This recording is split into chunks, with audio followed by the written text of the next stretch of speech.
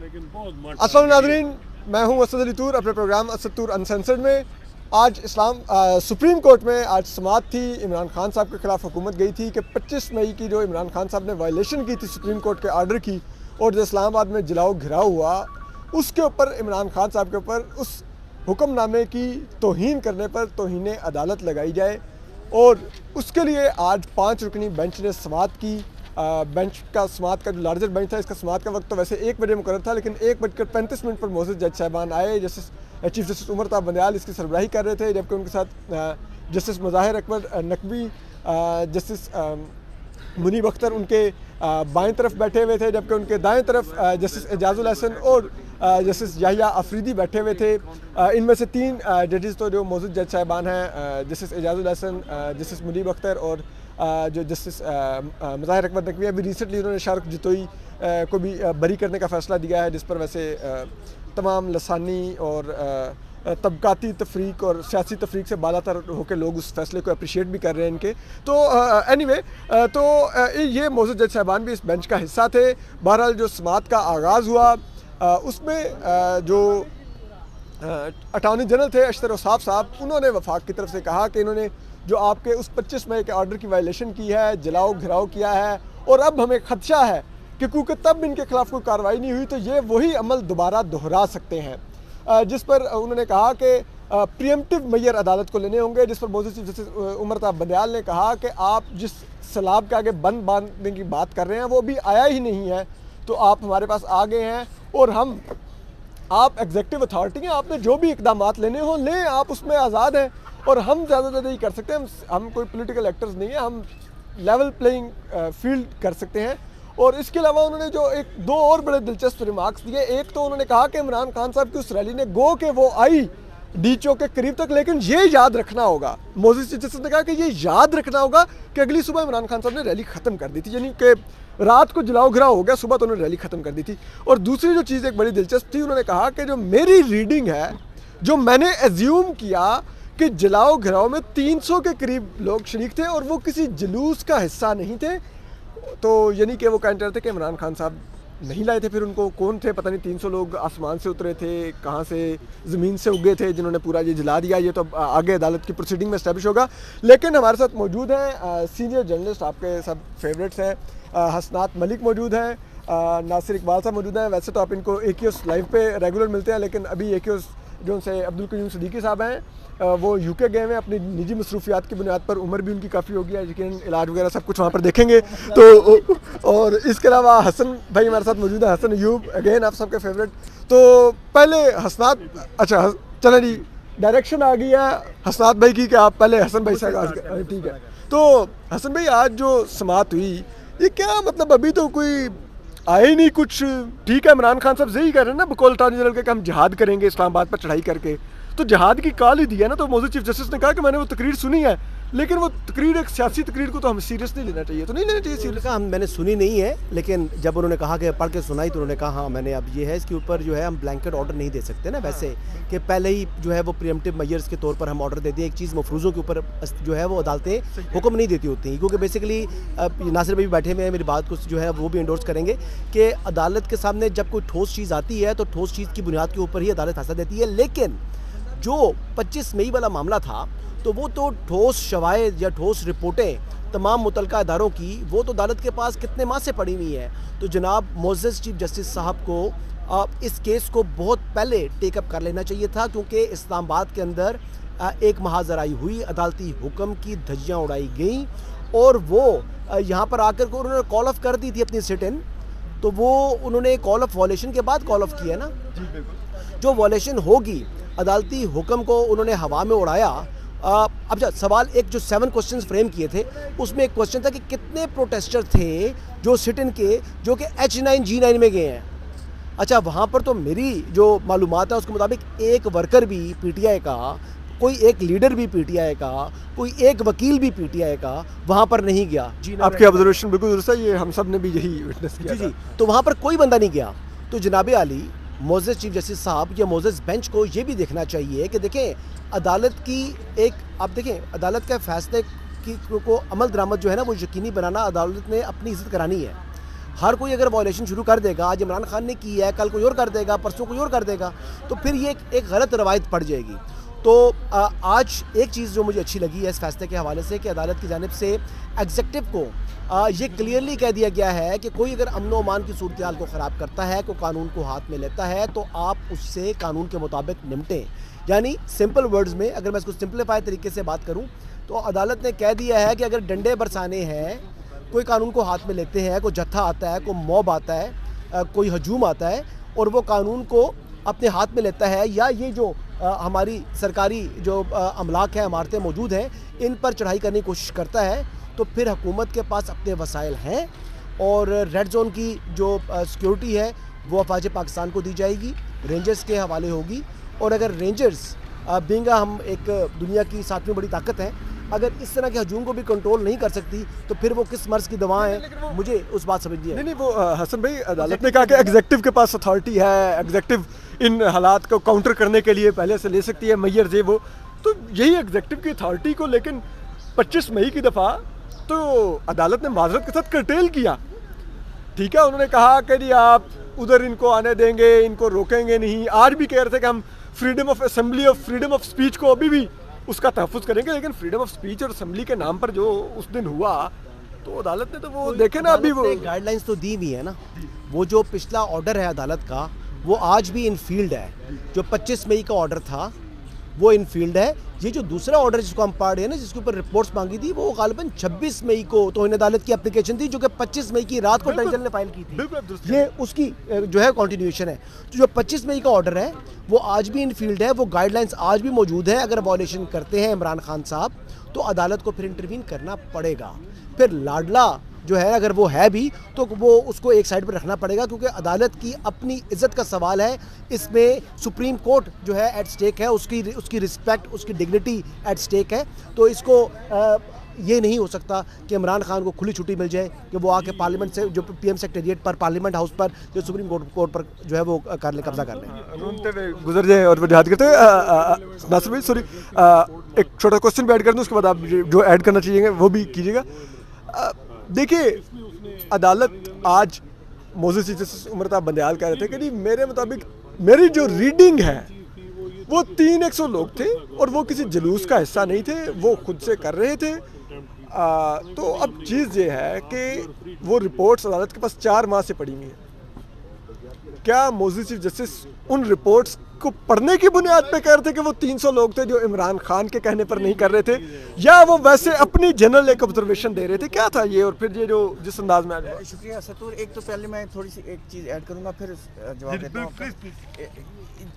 Chief justice साहब ने एक बात आज और भी कही है कि हमारा ऑर्डर इन फील्ड है, पिछला 25 का भी एंड 26 का भी, मई 26 का, और उसकी जो वायलेशन है वो कोई पॉलिटिकल पार्टी या कोई लीडर उससे मुनहरिफ नहीं हो सकता, क्योंकि उसके बड़े सीरियस कॉन्सिक्वेंसेस हैं। तो ये उन्होंने सो मेनी वर्ड्स में ये कहा है। लेकिन 25 को तो वायलेशन हुई भी है और अभी तक कॉन्सिक्वेंसेस हमें तो कहीं नहीं नजर आए। नहीं, 26 को भी एक ऑर्डर आया है ना, बड़ा डिटेल ऑर्डर आया था। तो उन्होंने कहा है वो हम है इन फील्ड और इसके सीरियस कॉन्सिक्वेंसेस है। और फिर उन्होंने बार बार ये भी एम्फेसिस जो बार बार वो कहना चाह रहे थे कि देखिए ये पोलराइजेशन है इस सोसाइटी में, हमारे लोगों में, और इसके लिए पॉलिटिकल मैच्योरिटी चाहिए, और वो पॉलिटिकल मैच्योरिटी के लिए हमें रिकन्सिलिएशन चाहिए। लेकिन बात असल ये रिकन्सिलिएशन कहाँ होगी? रिकन्सिलिएशन तो पार्लियामेंट में होगी।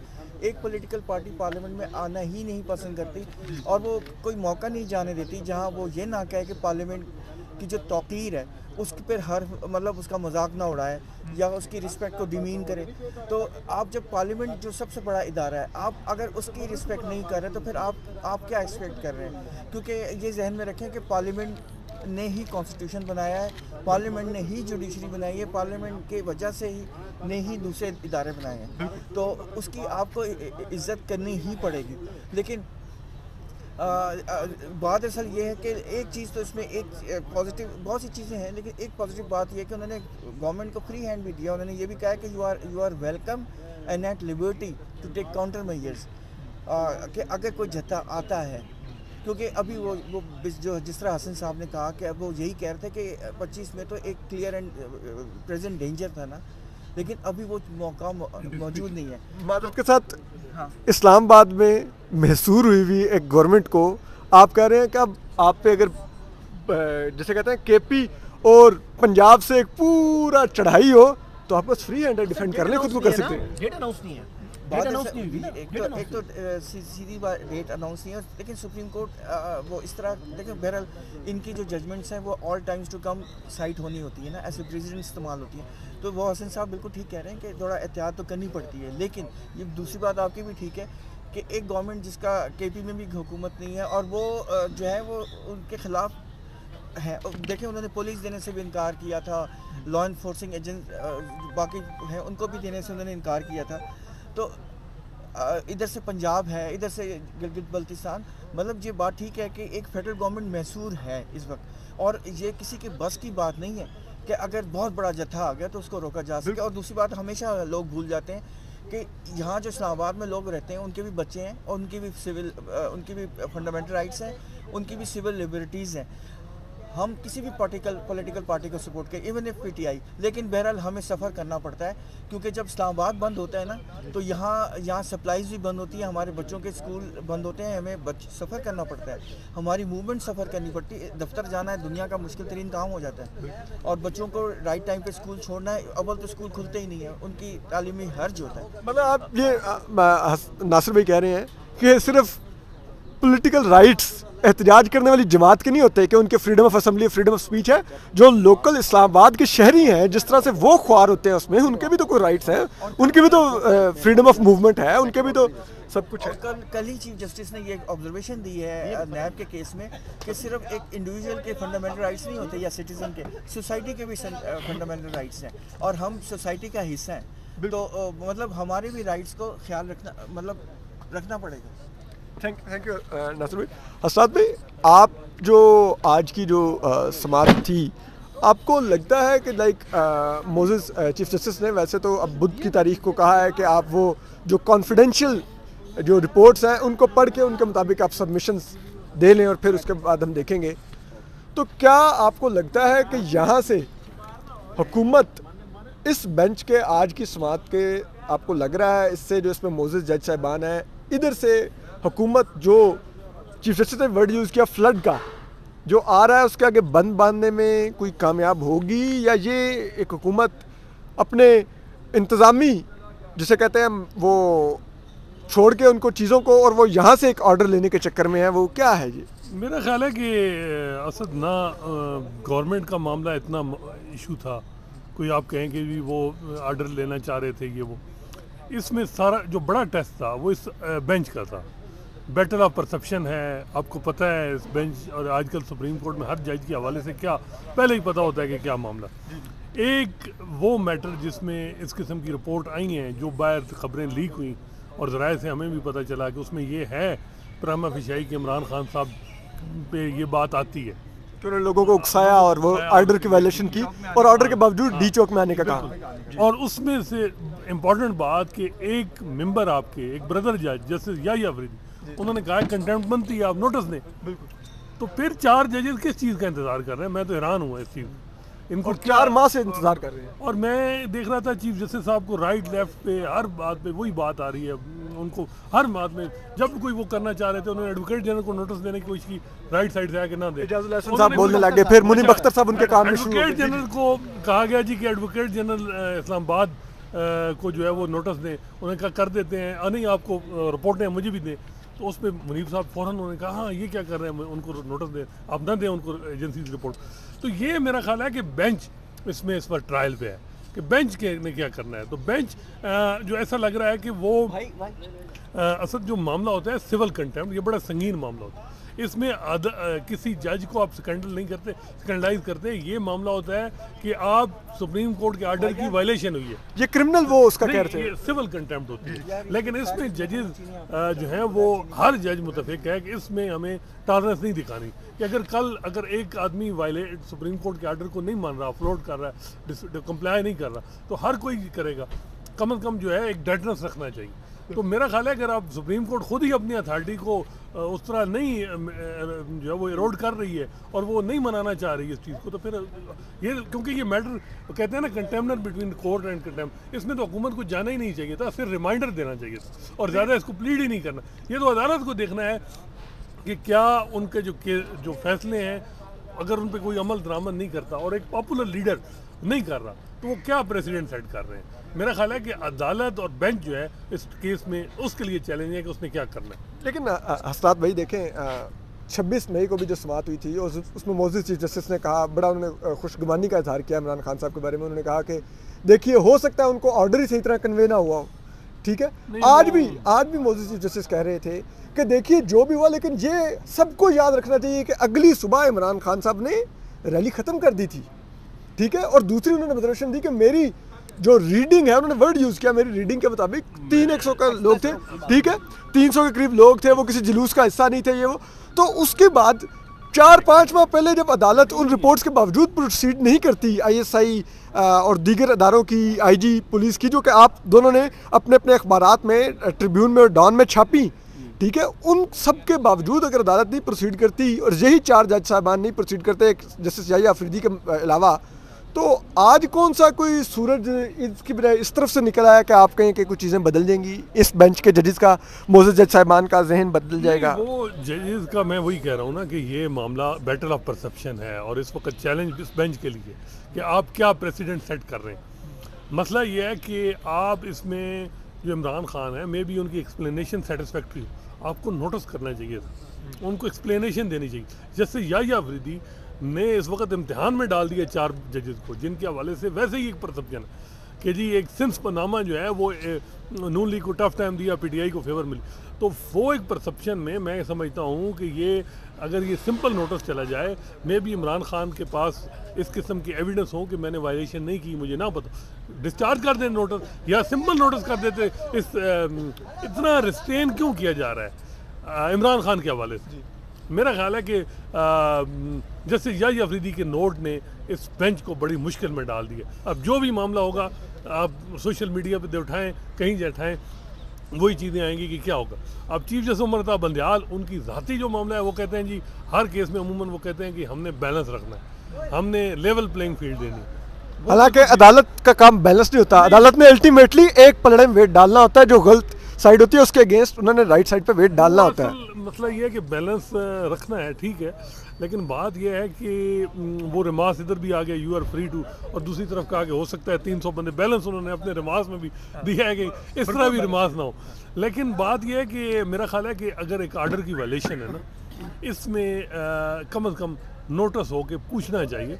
बेशक आगे सजा ना जाए, कुछ भी नहीं, हम मे भी इमरान खान साहब की एक्सप्लेनेशन ठीक हो, लेकिन इसको इतना तूल देना, और जैसे हमारे दोस्त हसन साहब कह रहे हैं कि रिपोर्ट में, और मेरे भी इतलात ये हैं कि रिपोर्ट में ये चीज़ें हैं कि जो लीडरशिप की जो है हुक्म पे लोग आए यहाँ, तो ये एक चीज़ है कि आप फिर भी रोक के बैठे हैं, तो फिर कल कोई जो मर्जी कहेगा, फिर आपके आर्डर की कोई तज़ीम कोई नहीं करेगा, रिस्पेक्ट नहीं करेगा, फिर वायलेशन होगी, फिर यही करेगा लीडरशिप ने। और वो हमने तकरीर में सुना, इमरान खान साहब ने खुद कहा कि हम डी चौक जाएंगे, हम नहीं जाएंगे। एक साबिक वज़ीर आज़म को आपने डिस्क्वालीफाई किया सिविल कंटेम्प्ट में, यूसुफ रज़ा गिलानी को, कि 16 दिसंबर 2009 का NRO का जजमेंट था, उसमें डायरेक्शन थी कि जी स्विस अथॉरिटीज़ को लेटर लिखें।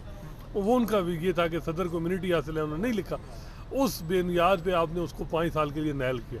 तो अब ये क्यों, ये चीज़ सवाल तो आएगी, लेकिन देखें अभी एजेंसी की रिपोर्ट पे अटॉर्नी जनरल जो कहते हैं वो बात करना ये चाह रहा था कि आपने भी एक बात की ना कि शायद उन तक कम्युनिकेट नहीं हुआ होगा, PTI के चेयरमैन साहब तक कम्युनिकेशन नहीं हुई होगी, तो फिर उनके लॉयर ने फिर एश्योरेंस क्यों दी थी? और अगर लॉयर की एश्योरेंस की कोई वर्थ नहीं है तो फिर इस प्रोसीडिंग्स का क्या फ़ायदा है? मतलब आप फिर डायरेक्ट बुलाएं उनको और इनसे पूछें कि भाई आपके लॉयर पे हमें एतबार नहीं है क्योंकि आपको कम्युनिकेशन नहीं होती सही। तो फिर आप आके खुद हमें बताया करें और लॉयर के थ्रू हमें प्रोसीड ना करें। और एक और बात, हालांकि समाअत उस दिन दोपहर के वक्त खत्म हो गई थी, अगले दिन सुबह तक इमरान खान साहब को कन्वे ही नहीं हो सका। वैसे ये भी वैसे अनोखा ही है। आप ये भी चीज़ जहन में रखें, मैं कह रहा हूं मौजूद जज साहब का उसमें एक ऑर्डर ये भी था कि आप बैठ कर ये डिसाइड करें, निगोशिएट करें और कोड ऑफ कंडक्ट बनाएं कि कैसे ये होगा, कैसे मामला, क्योंकि आपको याद होगा कि हुकूमत को पीछे जाना पड़ा था ना, याद है ना आपको, हुकूमत को पीछे एक स्टेप पीछे हटना पड़ा था। मैं कहता ना हुकूमत की तब तो इंतजामी इख्तियारात आपने कर्टेल कर दिए थे, किए थे तो, और उनको फिर ये कहा गया था आप बैठें और कोड ऑफ कंडक्ट करें, और लेकिन क्लियर ऑर्डर ये था कि वह करेंगे आप G9 और H9 के दरमियान वाले ग्राउंड में। लेकिन आप अच्छा दूसरी बात है कि आज जब चीफ जस्टिस साहब ने ये पूछा कि आप कैसे एक्सपेक्ट कर रहे हैं कि सैलाब आएगा लोगों का, तो अटॉर्नी जनरल साहब ने ये कहा कि देखिए वो एजुकेशन इंस्टीट्यूशंस में जाके तकारीर कर रहे हैं, जिहाद कह रहे हैं, जहाद का लफ्ज़ इस्तेमाल कर रहे हैं, इंसाइट कर रहे हैं, तो यकीनन लोग जो इंसाइट हो भी सकते हैं, मेजॉरिटी हो सकती है, और फिर यंग का तो वैसे ही गर्म खून होता है, तो जत्था बन सकता है, इसमें कोई मतलब हैरत की बात नहीं है, लोग बिल्कुल आएंगे। और इमरान खान की कॉल पे तो आपको याद है अभी जो इलेक्शंस में बाई इलेक्शन 6 सीट नहीं जीते वो, तो लोगों पॉपुलर तो वो हैं, वो जो उनके मुंह से अल्फाज निकलते हैं लोग उसको सीरियसली सुनते हैं। तो कहने का मकसद ये है कि खान साहब को थोड़ा मतलब मैच्योरिटी दिखानी पड़ेगी, वरना ये सुप्रीम कोर्ट मतलब वर्थलेस हो रही है, इनकी कोई डायरेक्शन वो नहीं हो रही, कोई एक्सेप्ट नहीं हो रही, कोई डायरेक्शन इनकी मतलब वायलेट हो रही है, हर डायरेक्शन कोई बात सुनी नहीं जाती, जो मुंह में आता है, जो दिल चाहता है वो कहा जा रहा है, और वो लेकिन इम्पैनिटी है। बेहतर यह है कि इस्लामाबाद हाई कोर्ट को क्रेडिट दें कि उन्होंने एक्सप्लेनेशन की 4 दफ़ा इमरान खान को बुलाया, यहाँ तो नोटिस भी नहीं हुआ जो मजे की। और आपके 7 ब्रदर जज, उसने पहले कहा, उसने कहा एजेंसी की रिपोर्ट की ज़रूरत क्या है, सिंपल नोटिस लेके उससे पूछ लेते हैं, मे भी उसके तो फिर भी 4 जजेस कहते हैं नहीं, अब रिपोर्ट आएंगे, रिपोर्ट में भी कहा अटॉर्नी जनरल साहब आप देखें और किसी को नहीं देनी बड़ा। हालांकि वो कहते हैं कि किसी ने क्लेम नहीं किया था क्लासिफाइड, वो अटॉर्नी जनरल साहब कह रहे थे, लेकिन चीफ साहब और सुप्रीम कोर्ट का था कि नहीं। तो इतनी रिस्ट्रेंट क्यों है फिर? क्या जो इनको तायाद नैल किया गया, या लेवल प्लेइंग फील्ड, क्या नून लीग के साथ भी वही लेवल प्लेइंग फील्ड की गई, या पीपल्स पार्टी के साथ भी वही लेवल प्लेइंग फील्ड माजी से रही है? आप उनकी लीडरशिप को आपने तायाद नैल किया, यहाँ आप नोटिस देने में भी थोड़े रिस्ट्रेन कर रहे हैं। साफ अल्फाज में देखिए जी, इनका तो एक वैनम है, मुझे समझ नहीं आती। बंदियाल साहब के हवाले से पनामा जजेस का जिक्र करते हैं हमेशा, उनको नहीं, मुझे बात करने दो। अच्छा, ये बात करते हैं हमेशा। अच्छा, अब क्या पनामा में जस्टिस मज़ार अली अकबर नकवी थे? नहीं थे। जस्टिस मुनीब अख्तर थे? नहीं थे। ये 2 जजेस नहीं है, बट इनका टिल्ट जो है किसी हद तक लोगों की में परसेप्शन मौजूद है कि इनका टिल्ट है इमरान खान की तरफ। जस्टिस मज़ार अली अकबर नकवी का भी टिल्ट है, लोग कहते हैं। देखिए सोशल मीडिया के ऊपर लोग बातें ये कर रहे हैं, लेकिन वो तो देखिए गैर जिम्मेदारी का सबूत देते हैं, वो लोग ये बातें करते हैं। मलिक साहब को तो याद करनी चाहिए ना, ये तो माशाल्लाह सीनियर कॉरेस्पोंडेंट है। मैं तो भी घबरा गया हूँ, देखें इन्होंने याहिया अफरीदी साहब को का जिक्र कर दिया, अब अगली दफा उनको भी किसी बेंच में शामिल नहीं करेंगे। देखें इसी वजह से मौजूद चीफ जस्टिस लाइक माइंडेड जजेस का बनाते हैं कि कोई जज इख्तलाफ ना करे और बेंच को मुश्किल में डाले, और हसनात भाई ने आज उस जरूरत को मजीद हाईलाइट कर दिया। लाइक माइंडेड जज, इमरान खान जिम्मेदारी का सबूत ना दे तो वो गलत, और ये अगर जिम्मेदारी का सबूत ना दे तो दुरुस्त। बात यह है कि ये भी इमरान खान है, तो सुप्रीम कोर्ट के इमरान खान है ये हसनात मलिक। नहीं, मैंने तो वो बातें भी नहीं की, उनका जिक्र, उन जजेस का नाम भी नहीं लिया जिन हसन साहब ने ले लिया।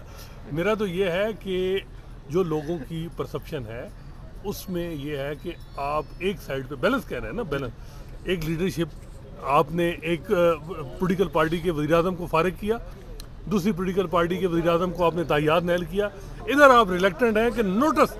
मैं ये नहीं कहता, कोई भी, मैं ज़ाती तौर पे कहता हूँ कि तौहीन अदालत में किसी को सज़ा नहीं होनी चाहिए, लेकिन कम अज़ कम रियलाइजेशन हो यार, कोई बंदा थोड़ा उससे एक्सप्लेनेशन तो ले। एक्सप्लेनेशन वो बार बार सोशल मीडिया पे प्रेशर डाल के, कभी कहते हैं जी कस्टोडियल टार्चर में अदालत क्या कर रही है, हालांकि उनके पास नेशनल असम्बली में ह्यूमन राइट कमेटी है, पीटीआई वाले वहाँ नहीं जाते, वहाँ यहाँ लेटर लिखे जा रहे हैं, अदालतों को प्रेशराइज किया जा रहा है, लेकिन कोई इनसे कम से कम नोटिस ले लें, एक्सप्लेनेशन ले लें। बाकी एक्सप्लेनेशन में भी इमरान खान साहब की ठीक हो। मैं बाय द वे माजरत के साथ देखें इमरान खान साहब को, क्योंकि इन 4 जजेस या 1-2 और जजेस पर बहुत ज़्यादा एतमाद है, इसीलिए वो खत यहाँ पे लिखते हैं, ह्यूमन राइट्स कमेटी में नहीं लिखते। मेरी बात सुने, इस अदालत से जो कि ये कह रहे हैं कि लाइक माइंडेड जजेस हैं, ठीक है, चलो ये कहते हैं लाइक माइंडेड जजेस हैं, कहाँ है? चलो आप कह रहे हैं लाइक माइंडेड जजेस हैं, यहाँ से भी ऑर्डर आपको वही मिलेगा, क्योंकि सुप्रीम कोर्ट ने खुद तफ्तीश नहीं करनी, सुप्रीम कोर्ट ने रिलाई करना है जो रिपोर्ट्स आई हुई हैं,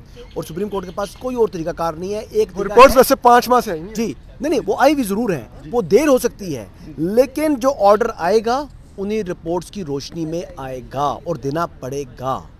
ये नहीं हो सकता कि वो रिपोर्ट्स को आप डस्टबिन कर दें और ऑर्डर जो है उसके अलग कर दें। अगर ऐसा करेंगे तो फिर अपनी तरफ पूरी उंगलियां जो है अपनी रुख कर लेंगे। क्या पता रिपोर्ट फेवरेबल नहीं लग रहा है कि वो फेवरेबल, लेकिन तभी बार-बार कह रहे थे कॉन्फिडेंशियल, हालांकि क्लासिफाइड उन पे नहीं भी लिखा हुआ था। क्या पता वो रिपोर्ट जो है वो इमरान खान के फेवर में हो। और दूसरी बात यह है ये क्रिमिनल केसेस होते हैं, रीजनेबल बियॉन्ड डाउट किसी किस्म का एविडेंस चाहिए। ये प्रिजम्पशन पे आप किसी को कंटेम्प्ट में कार्रवाई नहीं कर सकते। बहुत सी चीज़ें इमरान साहब के फेवर में, मेरा ये है कि सिंपल नोटिस करना चाहिए, एक्सप्लेनेशन दें क्या पर। लेकिन मुझे पता है कि इमरान खान साहब को ये एक्सप्लेनेशन के लिए नोटिस करेंगे, वो दबाव इन पे कि आपने कस्टोडियल टार्चर पे क्यों नहीं किया, आपने टेकअप किया, आपने वो वीडियो लीक पे हमारी पटिशन क्यों नहीं टेकअप की। उन्होंने मजीद डिफेंसिव अदालत को करना है, ये उनका एक स्टाइल है। लेकिन असद मेरा एक आखिरी पॉइंट वो ये कि सुप्रीम कोर्ट को ना एक तो सोशल मीडिया और इधर उधर के प्रेशर पे नहीं, आपने जो सामने एप्लीकेशन या पिटीशन आई हुई है या आप जो समझते हैं लॉ के मुताबिक ठीक है, आप उस पर चलें। ज़रूरत ही नहीं है किसी की बात सुनने की। अगर आप इस तरह की बातें सुनेंगे तो फिर आपको प्रॉब्लम होगी, वरना कोई ज़रूरत नहीं है। बिल्कुल। देखिए, आपने सुना हसनात मलिक को, नासिर इकबाल साहब को और हसन अयूब साहब को। देखिए, बात यह है कि अदालत के पास इख्तियार है, हम अदालत की बहुत जगह पर मुदाखलत देखते हैं यहाँ पर, लेकिन जब इमरान खान साहब का मामला आता है तो एक तासुर है कि अदालत बहुत ज़्यादा जुडिशल रिस्ट्रेंट का मुजाहरा करती है, बहुत ज़्यादा मुहतात होती है। जबकि दूसरे जब सियासी कायदीन आते हैं तो रिमार्क्स में उनको सिसिलियन माफिया भी कहा जाता है, उनको डिस्क्वालीफाई भी कर दिया जाता है और सब कुछ गॉड फादर भी लिखी जाता है फैसलों में। तो ये एक वो चीज़ है जिसकी बुनियाद पर जो दूसरी साइड है उसको एक बयानिया बनाने का मौका मिलता है कि इमरान खान साहब लाडले हैं, हम लोग रियासत के अताब का शिकार है। लेकिन देखते हैं इस समात में क्या आगे होता है। आज की समात में तो कम से कम अदालत बहुत ज़्यादा मुहतात है और उन रिपोर्ट्स को भी उन्होंने कॉन्फिडेंशियल कह के कहा है कि सिर्फ अटॉर्नी जनरल पढ़ेंगे, जिनके बारे में अटॉर्नी जनरल खुद भी कहते हैं कि भाई ये तो क्लासिफाइड नहीं है, लेकिन मोअज़्ज़ज़ जज साहबान ने कहा कि नहीं ये कॉन्फिडेंशियल ही है, सिर्फ आप ही पढ़ेंगे। तो हम आपको अपडेट करेंगे। अब बुध को अगली समात होगी और अटॉर्नी जनरल उन अशतर साफ उन्हीं रिपोर्ट्स को पढ़ के अपनी सबमिशंस देंगे बुध को। अपना ख्याल रखिए, सलामत रहिए, अल्लाह हाफ़िज़।